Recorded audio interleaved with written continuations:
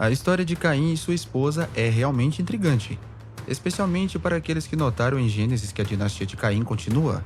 Essa narrativa levanta uma pergunta que despertou a curiosidade de muitos: de onde Caim obteve sua esposa? Para desvendar esse mistério, devemos mergulhar nas profundezas dos versículos bíblicos.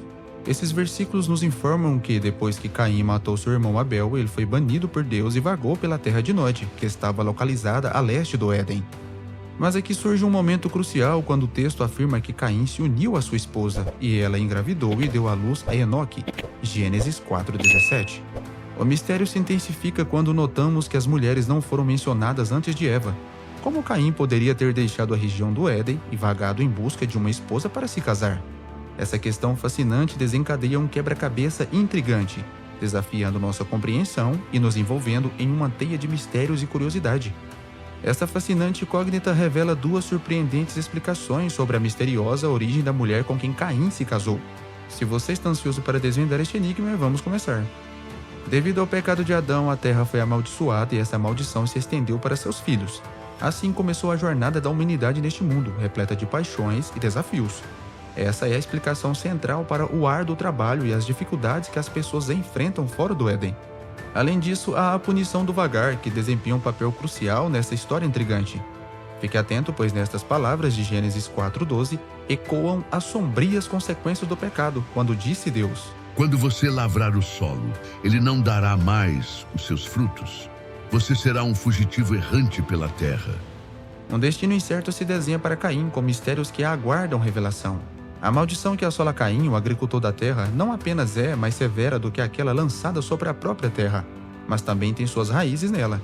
Essa mesma terra foi testemunha do crime que ele cometeu e agora é o veículo de sua punição, tirando-lhe o poder que ele detinha, principalmente sobre aqueles que dele dependiam. O destino de Caim é selado e segredos sombrios e consequências desconhecidas o aguardam. Caim é forçado ao exílio, seguindo os passos de seu pai, que também foi expulso do Éden. A partir desse momento, ele não possui mais um lar permanente e enfrenta uma inquietude profunda, como indicado por suas apreensões que o acompanham nessa nova fase de sua vida, quando disse Caim: Tu me expulsaste da terra e de tua presença, e me transformaste num andarilho sem lar. Qualquer um que me encontrar me matará. Caim nega veementemente as acusações, mas Deus lhe concede proteção especial como um sinal para evitar que ele seja prejudicado. A proteção de Caim vai além do sinal que o distingue do resto do mundo e inclui a promessa de vingar sua morte caso o sinal sozinho não seja suficiente. Após ser banido da presença de Deus, Caim se estabelece de maneira intrigante na terra de Nod, onde ele mergulha nas complexidades da vida familiar, continuando a linhagem de gerações, tal como seu pai Adão havia feito antes dele. Mas onde ele encontrou uma mulher em um mundo desprovido de humanos? Na Bíblia, a pergunta com quem Caim se casou não é respondida explicitamente, mas acredita-se que Caim tenha se casado com uma de suas irmãs, ou um parente próximo, uma vez que todas as pessoas na Terra naquela época eram diretamente descendentes de Adão e Eva. Então, onde Caim encontrou sua esposa? Há duas opções disponíveis para isso. A primeira opção sugere que Deus criou grupos adicionais de pessoas e os dispersou por diferentes partes do mundo. Isso sugere que a mulher com quem Caim se casou poderia ser parte de um de seus grupos distintos. No entanto, ao examinar a história de Gênesis, essa ideia parece impossível. Em Gênesis 3, Adão se refere à sua esposa, Eva, e declara: Chamou Adão a sua mulher Eva, porque era a mãe de todos os viventes. Uma explicativa intrigante sugere que Caim tenha se casado com sua irmã, sobrinha ou sobrinha-neta. Dois fatos nos ajudam a entender quem ela era. A Bíblia não menciona os nomes de todos os descendentes de Adão. A idade em que Caim se casou não foi fornecida. Na época em que Caim se casou com uma mulher, como já mencionamos, não havia outras pessoas no mundo além de Adão, Eva, Caim e Abel. No entanto, tragicamente, Abel foi morto. Com base nas descrições dos eventos entre Caim e Abel, parece que ambos eram agricultores na época e já eram adultos, com suas próprias famílias. É possível que Adão e Eva tenham tido outros filhos além de Caim e Abel, especialmente considerando que Abel foi assassinado. Após Adão e Eva, seus descendentes se multiplicaram, incluindo seus netos e bisnetos. Uma das filhas ou netas de Adão e Eva poderia ter se casado com Caim depois que ele foi amaldiçoado e exilado, e ela o acompanhou.